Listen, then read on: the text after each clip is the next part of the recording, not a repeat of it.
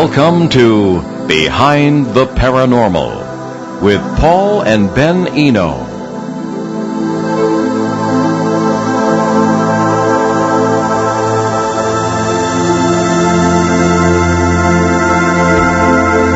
Is New Hampshire a paranormal hotspot? Is there more activity in the mountains or by the sea? And why? Well, hello and welcome to the 497th edition of Behind the Paranormal with Paul and Ben Eno. I'm Paul, and those pretty local questions, I guess, came from me. My son Ben, my partner in the paranormal, is here. Right. And he's about to take over the show. Indeed. I'll take it over and you will have to leave. This evening, we bring you a familiar name in the paranormal field to discuss some paranormal matters from a place that we all love, the state of New Hampshire. And we do welcome your calls this evening locally. The number is 401-766-1240. And from anywhere in the United States, 800-449-1240. And that's from anywhere in the U.S. or Canada. Ryan Mullahy has been studying the UFO phenomenon in the state of New Hampshire and in New England in general for over 14 years. In 2011, he founded New Hampshire UFO Research, which investigates, documents, and preserves New Hampshire's UFO history. The website, nhuforesearch.blogspot.com, includes original articles on historic and current cases and up-to-date UFO news and sighting reports. Ryan has appeared on New Hampshire Public Radio, independent podcasts, and will be a speaker at the 2013... Oh, wait a minute. That didn't happen, unfortunately, because of a fire. I'm referring to the Exeter UFO Festival in Exeter, New Hampshire, and Ryan can give us an update on the on that event. Anyway, the website again, nhuforesearch.blogspot.com. So, Ryan Mullahy, welcome to Behind the Paranormal. Oh, thanks for having me on, Ben. No, it's wonderful to have you with us. So, how is everything going with the Exeter UFO Festival? Well, actually, as you as you mentioned, unfortunately this year there was some, uncontrollable events. The historic town hall where the festival has been held for 5 years, or it would have been the 5th year this year, was actually struck by lightning this summer, and which caused a fire and actually caused a bit of damage to the building. So unfortunately what happened was they initially thought the repairs were going to be done in time to do the festival, but as it drew nearer it became apparent they weren't going to be able to have those repairs done in time, and they were unable to organizers, the Kiwanis were unable to find another suitable venue to handle the capacity of people that usually show up. So unfortunately it was canceled, but they do plan on having a 2014 from what I'm told. So looking forward to that. Alrighty, so let's get into some cases now. So before we get into more details of these cases, what cases do you have for us tonight? Well, I thought, we could talk about, there's a few cases we could talk about. I recently just did a research article on the photograph that has been known as the oldest known UFO photo, and that photo I did a bit of research into, so we could talk about that. Okay, unfortunately I didn't have a chance to look at the photo. Perhaps you could describe it. Usually we would have put it up on our talking points page, but we got we came in we were kind of running a little late. So. Right. Yeah, sure, no problem. Well, it's a picture that has circulated since around 2003 and has been purported as the oldest known UFO photo. So I recently did a research article on that, and it unfortunately turned out it looks like it was not a UFO. What does the photo look like? Can you describe it? Sure. Well, the initial photo that was circulated was, a close-up of an object that appeared to be in the clouds, and it's a long, kind of cigar-shaped object. So when it first surfaced, that was the only picture, and the story behind it was that somebody had purchased it off eBay and, was claiming that it was a picture of the clouds over Mount Washington, and this was an object up in the clouds. And the person that, purchased it, they claimed they were going to have it analyzed and whatnot. So that was when the story originated, but this was a case that I've kind of gone back to over the years from 2003. I looked into it initially, and then I kind of reached a point where there wasn't much that I could find out about it. But after doing some more research into the photograph itself, which was taken on a scientific expedition. It was actually a stereoscopic photograph. I learned a bit more information about that, and I actually was able to track down the original photo from the New York Public Library. What year was that taken? I believe it was 1897 that it was taken. Let's see. Yeah, actually, it was 1871. 1871. Yeah. Okay. And it was an Army Sign Corps expedition to the top of Mount Washington to do weather experiments and whatnot. So that's where the photo originated. But what it turned out, what I ended up learning from doing my research on the photo, is that once I got a hold of the original photo, you can see that the photo that was originally circulated had been heavily cropped. So when you see the original photo, you can see that it's not clouds in the sky. It's actually snow on the surface of Mount Washington. Oh. So that's one case that I've looked into recently that actually, didn't turn out to be, a legitimate case. But I think, it's important to take note of those cases, too, because, where it's been known as the oldest known UFO photo, I think it's important that people are interested in the subject of UFOs, get this information, that way, they can, maybe the real oldest known UFO photo could, to get some attention as opposed to this. Well, one of the things in New Hampshire that we were discussing when you were on the show last time was something that Ben and I are very interested in, and that's paranormal hotspots, because we started primarily as ghost researchers.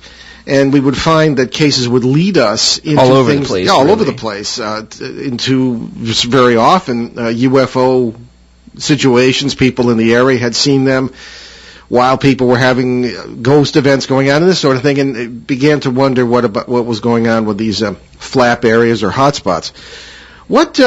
And so you said you haven't really found too much of a correlation, and with some of the cases you've researched in New Hampshire. Is that the case? Well, it's difficult because, with some of the cases that I've researched in New Hampshire, there are things that could possibly be of paranormal nature that are happening in conjunction with the UFO sighting, such as the people having kind of a weird feeling or the feeling that they're being watched or hearing noises in their house or things like that. So there are definitely there are things like that I've come across that I definitely take note of that definitely could be paranormal activity. The tough part with that is where I'm doing research, I'm not investigating cases, I'm not on the ground. It's tough from a research standpoint with that to discern whether that could be just anxiety because of seeing a UFO, maybe the person, because obviously if they're seeing something strange that's frightening to them or weird, that could put them in a state where they're maybe hearing a noise at the house but is making them think that it's something more. So it's so it's a little bit tough, from a research standpoint, but there have been a number of things. There have been a number of cases where there's been a lot of animal reaction. Okay. To UFO events. So, that's something that could be perceived as something, a paranormal kind of residual of the experience that's going on. Well, one of the issues, I think, and Ben may agree, is that when you don't find correlations, a garden variety investigator doesn't find correlations because they're not looking for them. Right? Mm-hmm. They're concentrating on one phenomenon. Somebody reports seeing a guy with a long beard and hair down to his knees and running around their upstairs hallway or something, and then he runs through the wall. You name it, it's been reported. But at the same time, somebody down the road is seeing UFOs, and it's not necessarily related to the phenomenon, but the processes may be the same in the area. That's our theory anyway. I'll give you an example if you wish. Sure. Can you tell us about the Tilton, New Hampshire police sighting of UFOs in 1974? Sure. Yeah, that's a great case that I think we touched upon it briefly. We didn't really talk about the details of it, but I think it was mentioned last time. That's a pretty great case because in 1974, up in the Tilton, New Hampshire area, which is right in the Laconia area, there was a UFO flap up there, which went on for about 2 weeks, and there was hundreds of people that had UFO sightings in that area. But kind of the most significant one was on August 11th, 1974.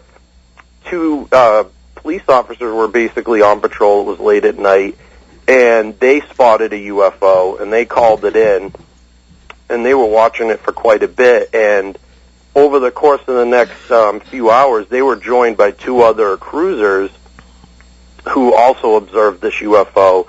And during this event, interestingly enough, the two initial officers had a tape recorder in the cruiser, and they actually recorded their reaction to what was going on as it was happening. And I was actually able to get a hold of that audio recording, which I was pretty excited about from a researcher in Canada. So that one's pretty interesting, because you have this police sighting that involved, I believe it was 5 to 6 police officers from 3 different cities. And then going from that day forward on August 11th, I think at least up to the 20th, there was pretty much daily reports of sightings from, all over the towns in the area. And funny enough, one of the people actually that had saw one of the UFOs was the actress Barbara Bel Geddes. Okay. So she was actually in Guilford doing a play and actually claimed to have seen the UFOs too. So that's a pretty interesting flap, because there was a lot of sightings that came within that short period of time, and having the officers involved, that many police officers, and the tape recording is pretty interesting. Okay. The reason I bring that up, Ryan, is because I happened to look at your information on that case, or at least you sent us that this occurred, and I looked back in my notes because it rang a bell. Mm-hmm. And sure enough, between the summer and fall of 74, I'm talking specifically about June to November 1974, I have in my notes from that period that there were 6 reports of major to semi-major poltergeist activity within 20 miles of that area, 8 reports of red eyes looking in windows, and 7 various ghost-type reports. Now, at the time, I didn't make any connection with UFOs because nobody really did at that point that I'm aware of. Mm-hmm. And I thought that might be interesting to look back, and you've got these, because our theories. You have overlaps of, in our opinion, parallel worlds, and you've got various events from various realities sharing space when they overlap. So you may have UFOs and ghosts; they aren't necessarily related. Although sometimes we find that they are, because people see, if you want, occupants of these things, if that's what they are, in the context of ghosts, because they don't see the craft, and the whole business. It all depends how you see them and where you see them and what your attitude is when you do. So these are possible correlations between events within certain processes. That's our opinion anyway. But I think it depends on the context in which somebody sees this. Sure. Like if somebody sees a shimmering figure inside their house, it's a ghost. Or if somebody sees a shimmery figure and there happens to be a ball of light above them, it's an alien. Yeah, exactly. So Ben and I were at the UFO conference in Leominster this weekend, and there was a lot of talk of the Exeter UFO incident, the Betty and Barney Hill incident of 1961. And I understand you recently wrote a rebuttal article to something the Skeptical Inquirer published. Am I correct? That's an article that I've been working on that I'm about to release. I mentioned we can talk about that a little bit. Oh, okay. If we can talk about it, let's do that. It sounds really interesting. Sure. I can give you a little sneak peek on that. Sure. Basically, in 2011, the Skeptical, or 2 writers that write for the Skeptical Inquirer, I should say, James McGaugh and Joe Nickel, wrote a piece on the incident in Exeter called Exeter Explained. And basically in the article they claim that, that they have come up with an explanation for what Officer Bertrand and Hunt and Norman Muscarello saw in the field that night. So basically they claim that what the 2 officers and what Norman saw that night was a KC-97 refueling plane refueling jets in the sky. And so that's basically, the gist of they've kind of brainstormed, and, it's kind of evident from reading the piece that they kind of set out to find an explanation for it, and I think that, that's one of the problems, when dealing with skeptics is, if you kind of set out, or, anybody, if you set out to kind of come to a particular conclusion about something, it seems like they kind of, wanted to find an explanation, and they managed to find one. So, basically, what I've done is I've gone through all of the Project Blue Book files for Exeter, all of Raymond Fowler's case files on the case, because he was the main investigator on the ground at the time when that happened. And I've basically, just wrote an article and laid out how, what they've said as far as that being a possible explanation really doesn't kind of reconcile with the Project Blue Book documents, all the Air Force documents, the congressional hearing on UFOs in 1966, all of those things. It just doesn't really, match up there. So I lay that out. Yeah, well, I have to agree with you. I left, there's the CSICOP, C-S-I-C-O-P, the Committee for the Scientific Investigation of Claims of the Paranormal, which has existed for many years, and I used to belong to it in the 1980s, but I left, 70s and 80s, and I left it because I didn't think they were honest. As you say, they look for other explanations, which you should, but they make them fit. The circumstantial nature of their findings really bothered me, like as you fitting say. a square peg into a round hole kind of thing? Well, exactly. Except in this case, more like a quadrilateral into a circle. Well, exactly. But with the matter of, of a military aircraft doing refueling, first of all, anybody who doesn't, hear or see an airplane and recognize it for what it is, day or night, they can be misleading, but it's difficult. Just because that was occurring in the same area at the same time doesn't mean that was what people reported. Well, the thing that's more annoying is these people weren't there, and they're saying, well, you didn't actually see that, you saw this. And it's like, well, how do you know? You weren't there. Well, exactly. And we run into that all the time, in cases way back to 1974, for example. People agree. Say, well, this is what you experienced in that house in Bridgeport in that poltergeist case, Paul. But I say, I was there and you were not. Exactly. And, and let me just add with that, just a couple bulletin points, that I bring up is, first of all, Officer Bertrand was ex-Air Force and had done refueling in the Air Force. So he was and he was a police officer, so he was an excellent witness. Officer Hunt had been in the Army Reserve. He was an excellent witness. Norman was about to go into the Navy. He went on to, be a veteran in the Navy. Very credible young man. So, if you look at the credibility of the witnesses, they're all people that lived in the area, been in the military, familiar with all types of conventional and military crafts, being former military and being police that patrol that same area night in and night out. So, that's kind of the first point. And then, the next point is that Mullahy and Nichol, they mentioned that a particular refueling mission was looked at by the Air Force, so they do reference that.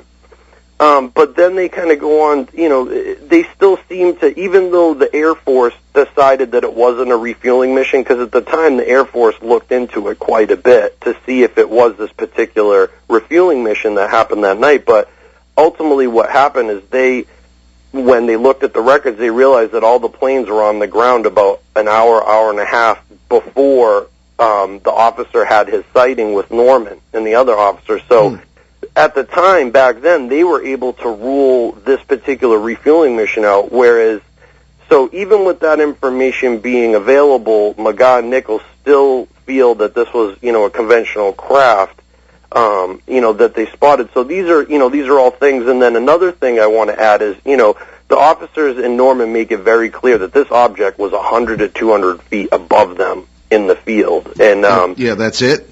Yeah, and I did a bit of research on KC-97 refueling planes, and, they typically, they refuel between an altitude of about 10,000 to 20,000 feet. Absolutely. So for me, I guess that's, those are just some bulletin points, and I just, I feel like, with the witnesses' experience, to say that they mistook a plane at over 10,000 feet with their experience for something 100 feet above them, I have a hard time believing that. So. Right. And apparently there was another incident in Keene, New Hampshire in 1984. And Keene's a really nice place, too. I just looking over this now, and I didn't even realize. Monadnock, that's a strange area. Yeah, it is a really strange area. Keene's really nice, though. It is. Yeah, but what is the Zeller incident? Do you want to talk about that for a little bit? Yeah, sure, we can talk about that. This is another, and it's great tonight because I think, we got to talk about the Laconia Tilton case, and we're talking a bit about Incident Exeter, and now we're going to talk about Zeller incident.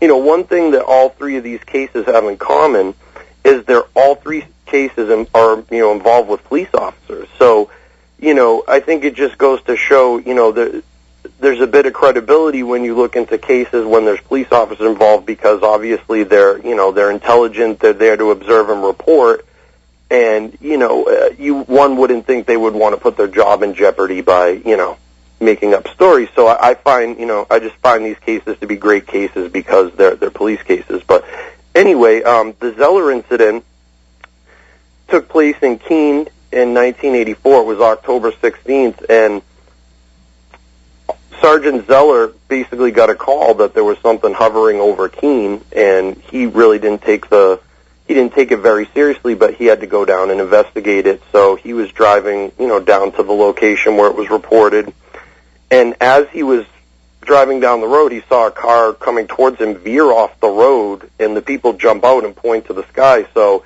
obviously he pulled his cruiser over, and he saw an object floating in the sky over Keene, and the object is pretty, the description is pretty odd. It's a cylindrical-shaped object that was a whitish color that had kind of rounded, blunted ends, and there wasn't much detail to it. So Officer Zeller and the other people were observing this.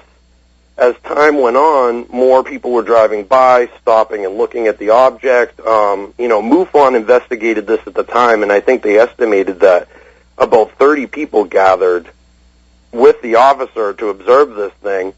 And so at one point, somebody suggested that he point they point a flashlight at it or something. So he pointed his light on the side of the cruiser at this object, and as soon as he pointed the light at it, this object started to silently descend as well as travel towards the cruiser and the people that had been gathered there. And so basically a lot of the people started to run and became frightened, and Officer Zeller just kind of held his ground and just watched this object fly over his cruiser, and that was pretty much it. It took off in the other direction, and they lost sight of it. I'm always interested in cases where people shine lights at these things and they respond. That happened a lot. It's sort of like Close Encounters of the Third Kind. Yeah, exactly. Definitely. And does that, of course, this is wild speculation, but does that indicate to you the possibility that these may be drones of some kind, that perhaps unmanned, if you want to use the term man? Yeah, it's tough to say because, as far as, if we're talking drones controlled by, whether we're talking drones controlled by humans or, by something else, I think that's an interesting theory. I mean, as far as military drones, I don't think at the time, that I know of, we had any sort of, drone craft like that could hover. And then as far as, it being some sort of extraterrestrial drone, I mean, that's a, definite possibility, definite possibility. Yeah, okay. All right, well, we're coming up on a break, but we have something I guess we can think about over the break, and that's one of the intriguing facts I find about the New Hampshire UFOs history, Ryan, was the move of the U.S. Air Force's 509th Bomb Wing from Roswell, New Mexico to Pease Air Force Base in New Hampshire in 1958.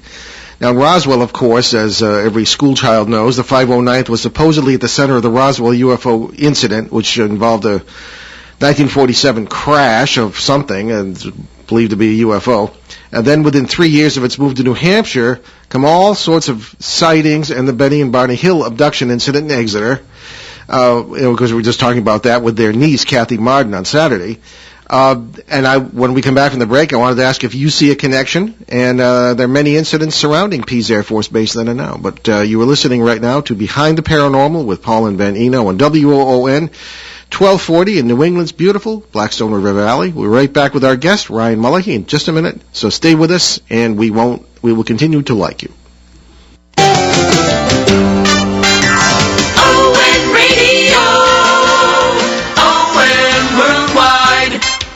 I'm Megan Grady, and I'm inviting you to join YWCA Rhode Island, Saturday mornings at 10 a.m. for YW She Shines Radio, a program that celebrates the aspirations and accomplishments of women. For more information, visit sheshines.org. ON Radio, ON Worldwide. And we wanted to tell you about several of the charities Ben and I have adopted. They are largely veterans charities. USA Cares provides financial and advocacy assistance to post-9/11 active duty U.S. military service personnel, veterans, and their families. And they are a great charity to support.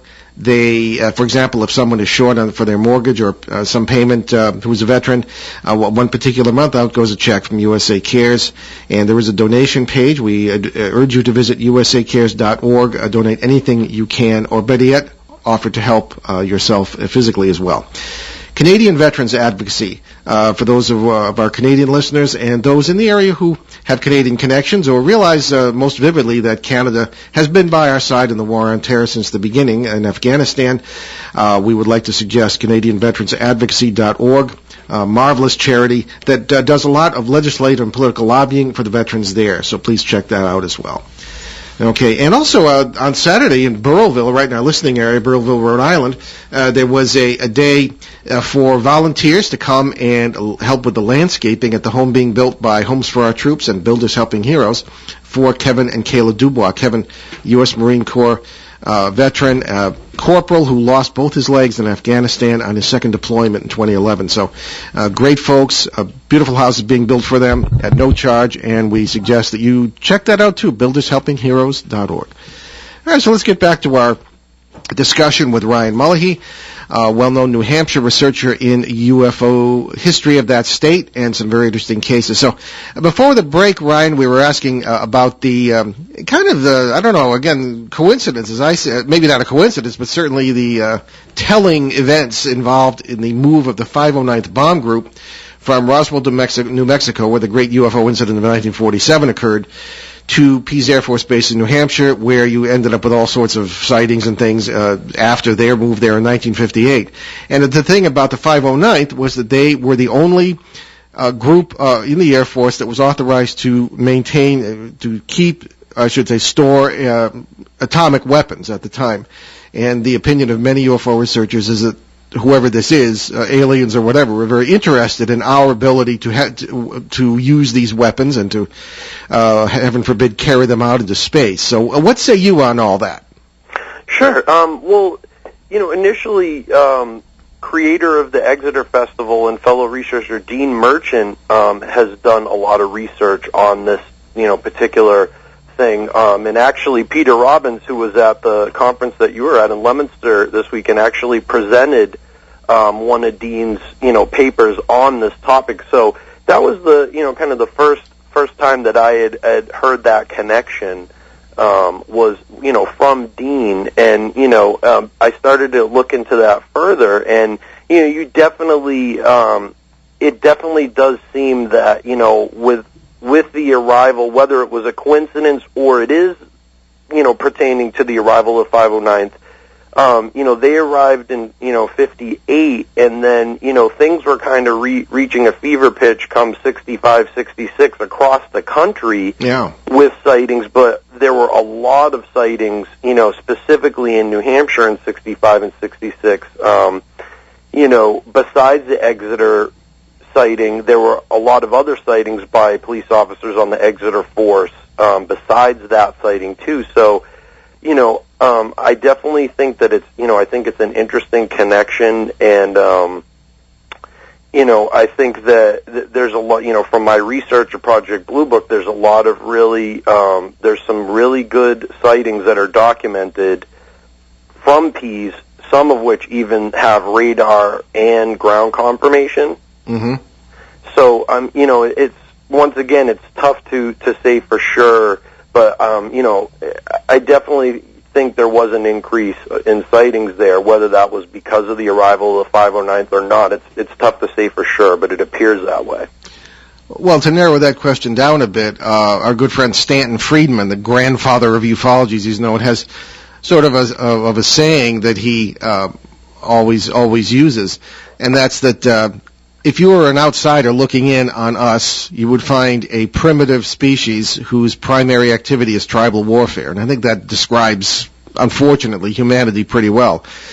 Do you think it is one of the motivations, not to assign human motivations to non-human species, but, there are this people do it anyway, so. Well, Ben, you're right about that, but the whole idea of self-preservation, I would think if there's any quality that is common to all life forms, no matter how alien they may be, or no matter what the, I suppose almost no matter what the laws of physics might be in their particular worlds, would be concerned with self-preservation. Because or else there wouldn't be any more of the species, in most cases anyway.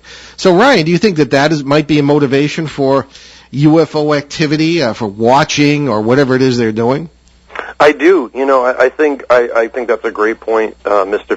Freeman makes, is that, to a species that's more intelligent than us, that's kind of outside of our box, so to speak, looking down in us, our behavior as a whole doesn't, look very kind of intelligent or well thought out. We're very violent as a species. There's a lot of pollution going on the planet. So, I think that's a very good, theory that if that's what UFOs are, an intelligent species from another planet, I think that they probably know enough to, keep a distance. But then on top of that, when we go into the wild and we scientifically investigate new species or things like that, we have a history of basically trying to observe animals in their natural habitat without them knowing that we're there, so we can truly,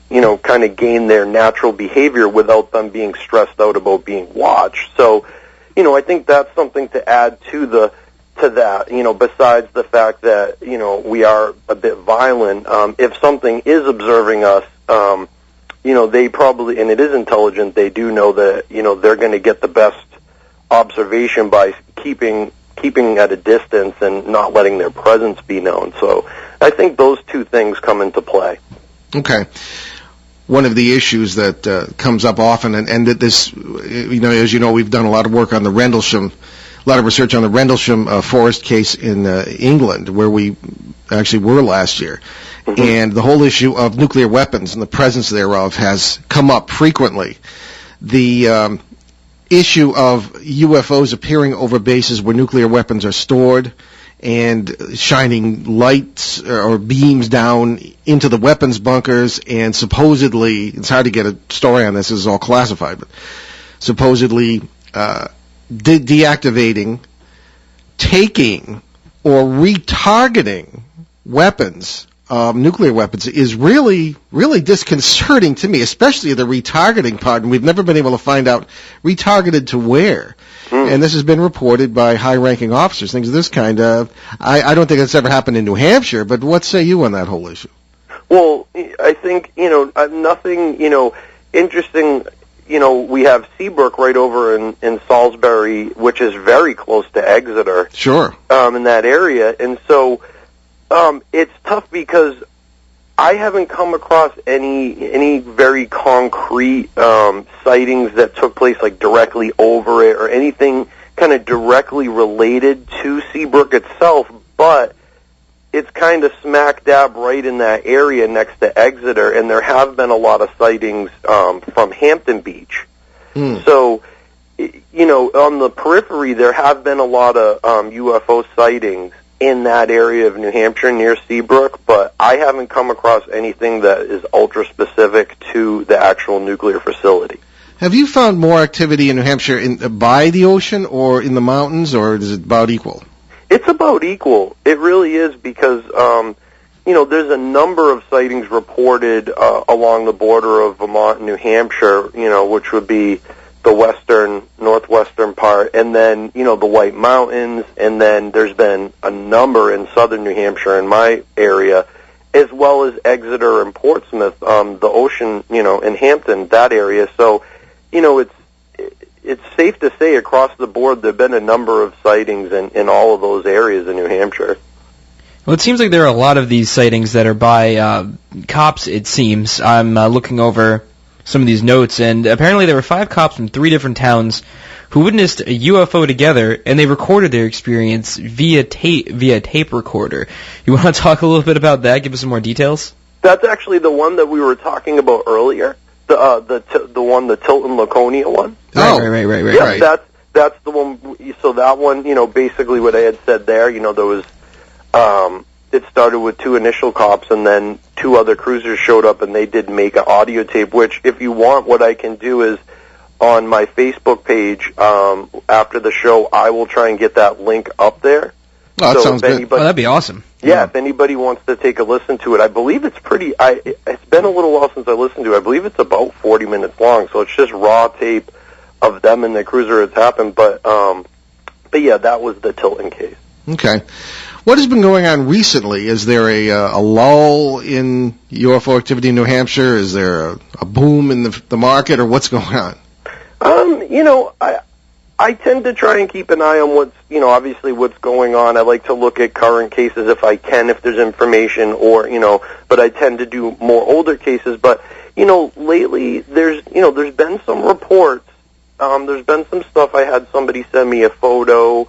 There's been a few things, but, to be honest, there hasn't been, anything significant, say, like, the incident at Exeter or Betty and Barney Hill. There hasn't really been anything of that nature for a while. There was one thing in 2012 where there was a number of UFO reports that came in on 12/12/12. And there was a number of reports that went into MUFON in surrounding towns of a particular area, and there were reports of people seeing an object chased by jets. So that one was pretty interesting because a good amount of different reports came in on the same night from New Hampshire, from different towns. So that one was pretty interesting for that reason. But that was really the only semi-significant thing that I've come across recently. Well, just for those who don't know, MUFON is the Mutual UFO Network, the acronym for that. It's a very credible organization as far as we've ever been able to see. Mm-hmm. And so, now, one of the things that people sometimes ask, Ryan, is, and there are many reports in New England in general, and New England is a lot of it is relatively heavily populated, southern New Hampshire included. It's very woodsy and mountains and stuff, but it's still, there are quite a few people compared with New Mexico, say, where Roswell was, or Nevada, where Area 51 is supposed to be, where I was chased across the desert by somebody. That's a long story for another show, but why do you feel, or do you have any opinion on why there would be UFO activity where everybody can see everything so easily? Yeah, well, that's an interesting question because, it's one thing that I've noticed, in just over the time that I've been, doing the research is and, I've heard a lot of other people kind of comment on this too, is that, back to what we were saying a minute ago, it seems almost that, there's been kind of a lull lately. Not that there's not reports coming in, but if you look back to the 60s and the 70s and the 80s, there were a lot more, kind of significant UFO events going on. And, I'm not sure why they would, I would say back to what we were talking about, why whatever UFOs are, why they're here, and, whether they want to be perceived or not.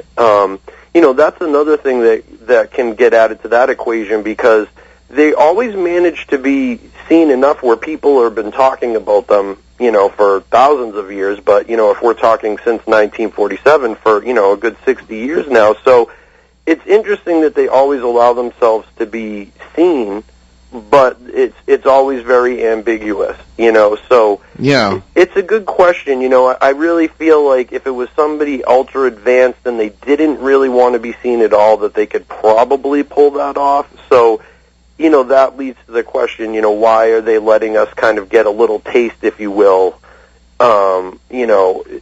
That's a good question. Well, do you feel, one thing we always are saying, one of our mottos is that nothing in the paranormal is what it appears to be. One thing that makes me a little bit suspicious is that sometimes you get reports where you've got a populated area and some people are seeing it and some people are not. Sometimes people are looking up and some are seeing it and some are not. Almost reminds you of the miracle at Fatima or something, the same kind of process. So the question is, what we always assume these are people from other planets. Or it may be other dimensions, maybe even time travelers, because those are things that our particular framework of reference can understand more, or maybe not understand, but can grasp. Do you ever get the feeling that there might be something beyond our framework that is actually going on here, something that we really don't grasp and might have a difficult time doing so even if we knew the facts? I do. My personal, kind of position on what UFOs could be is, I have a very open mind to that. I wouldn't call myself a nuts and bolts person, or, I wouldn't put myself in one camp. I'm open to the fact that UFOs could be nuts and bolts, or they could be interdimensional, or they could be both, so I'm very open-minded as to, the different possibilities of what it could be. And, to what you just asked, ultimately, I tend to think that UFOs are something that right now we just we can't necessarily capture with our technology. Okay. Meaning, and when I say capture, I don't necessarily mean capture in the literal sense, but I think that maybe it's something where it's just that far ahead of us, where our technology maybe has a hard time documenting it, whether it be trying to audio record it or to take pictures of it, with all the reports of people's cameras failing and, cars stopping running when in the proximity of UFOs. So I think, it very well could be the case that no matter how hard we try, it just may be something that's beyond our perception or only certain people can perceive. Yeah. In your response, you used the A word, advanced. Okay. Mm-hmm. And we do that off the cuff all the time, and I often question the context in which we use it. In other words, people often in our culture will use the word advanced, and they'll almost always mean advanced technologically, mechanically, more gadgets than we have, or more knowledge of science or lead science than we have. What bothers me is I would rather encounter a people or whatever, a species that is advanced morally and spiritually, than I would ever want to meet someone who's advanced technologically only. You have any thoughts on that?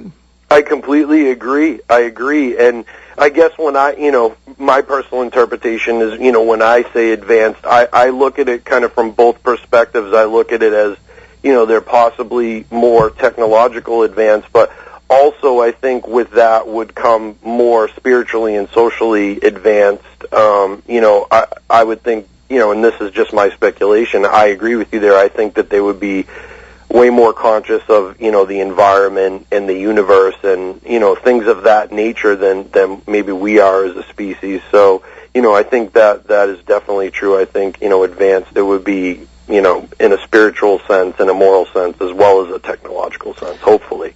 Well, yeah, hopefully is right, with a capital H. I respect that, but I don't necessarily agree with it. Look how technology has separated us from each other, even. The Earth, from morality and spirituality. I think it's a very dangerous assumption to think these people, and maybe they've overcome that, maybe their motivations are different, not being...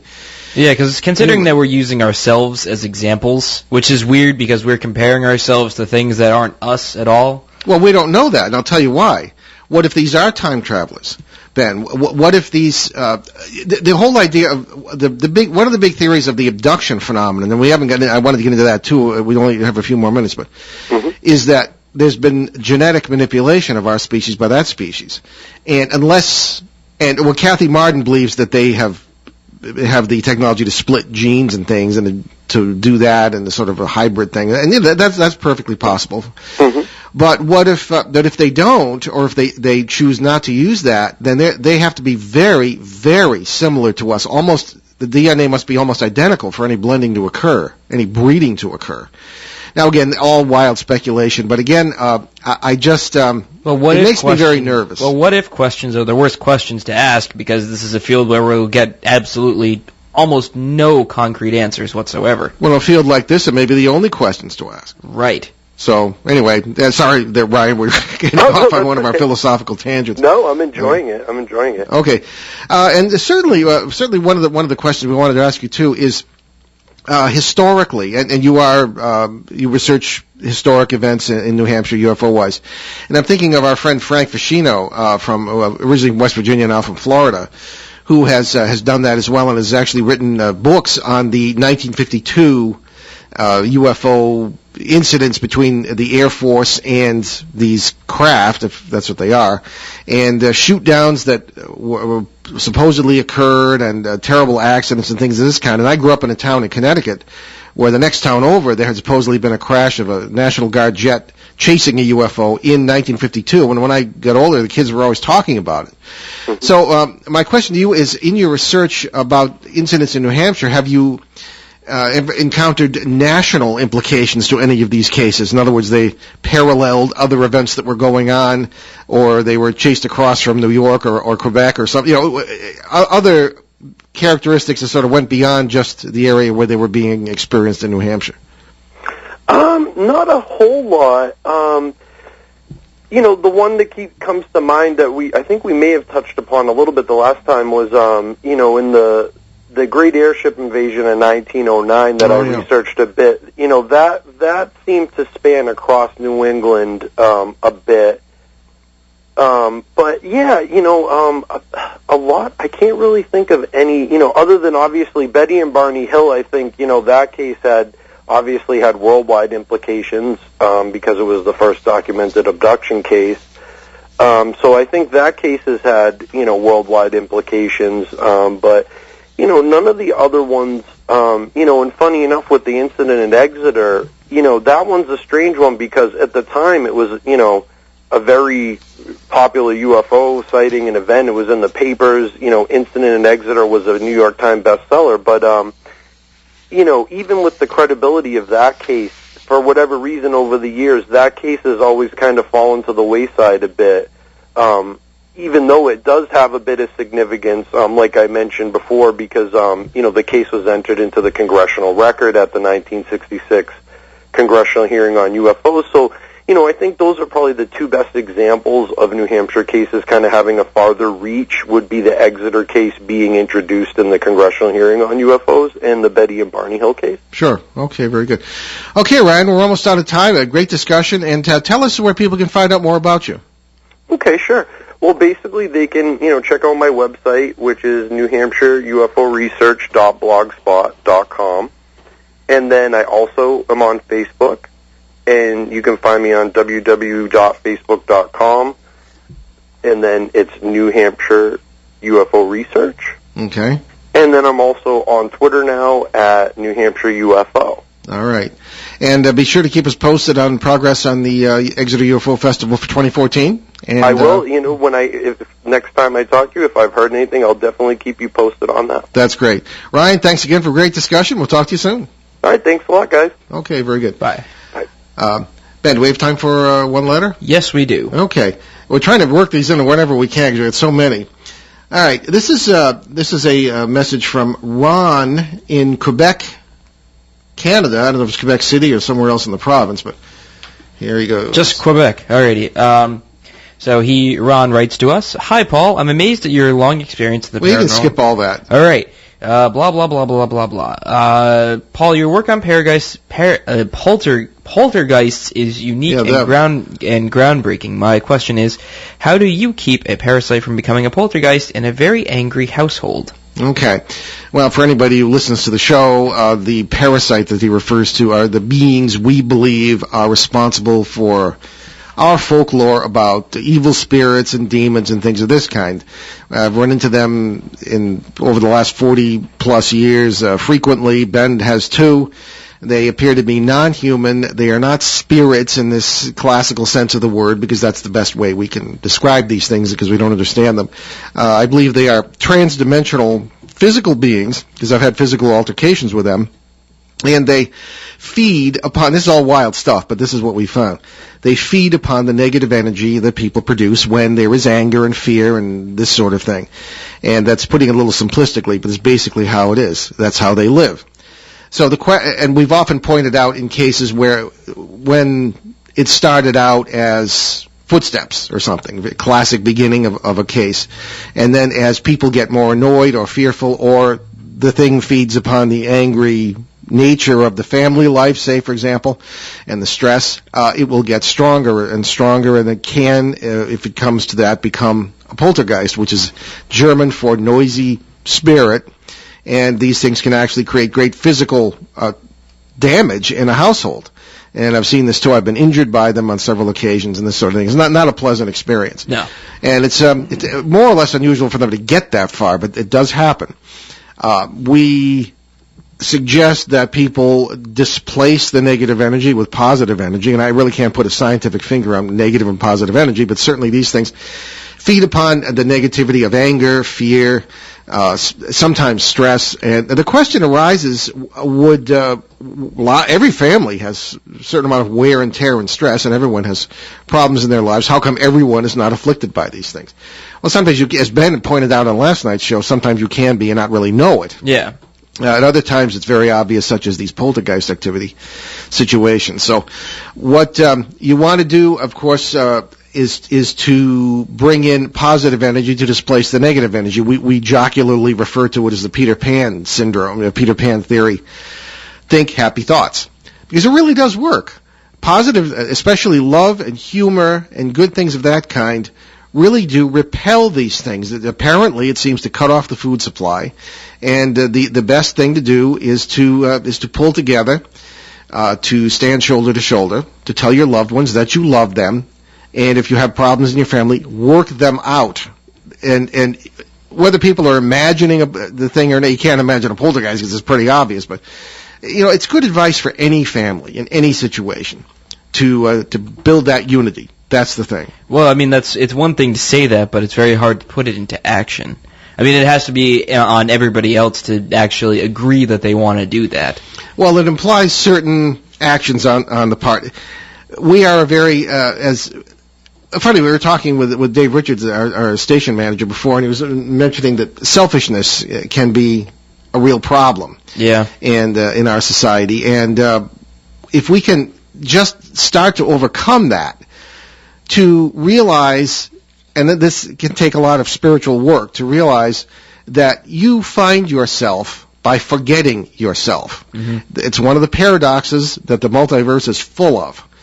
You accept yourself and then forget about yourself. That's how you find yourself.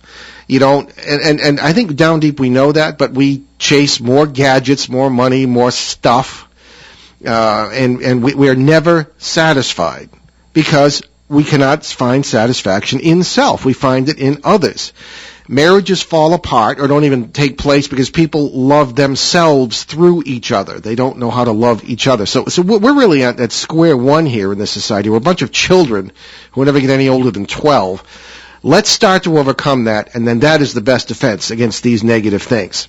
It really is. So that's how you prevent a parasite from becoming a poltergeist or even bothering you at all. Right. Okay, so we're coming down to the wire here. A couple of announcements. Ben and I just returned from the first New England UFO conference in Leominster, Massachusetts, and it was an interesting and very fun experience. We spent some time with many of the UFO greats who are frequently on the show. We met some local listeners who made some new friends. A sincere well done to our good friend Steve Fermani, who organized the event. We did interviews there with Stanton Friedman, Kathleen Martin, Mark D'Antonio, and Travis Walton. These will be posted as special interviews on BehindTheParanormal.com as soon as Ben has a chance to work with the audio. Right. Visit that very website, BehindTheParanormal.com, where you can find over 500 free podcasts of all of our past shows. Also, check out our site at www.newenglandghosts.com, where there are case studies and photos, along with articles by my dad. Find my books on Barnes & Noble Nook, e-reader, and Amazon Kindle. But if you buy them directly at BehindTheParanormal.com, I will autograph them for you, and you will help us to keep those podcasts free. Also on our sites, you'll find direct links to several charities that Ben and I have adopted, including the ones we mentioned, USA Cares and Canadian Veterans Advocacy. On our CBS radio edition of the show on Sunday, November 3rd in Boston, Pittsburgh, Detroit, Windsor, and Seattle, Vancouver, we will talk with Dr. Peter McHugh about the whys and wherefores of paranormal hotspots around the world. Ooh.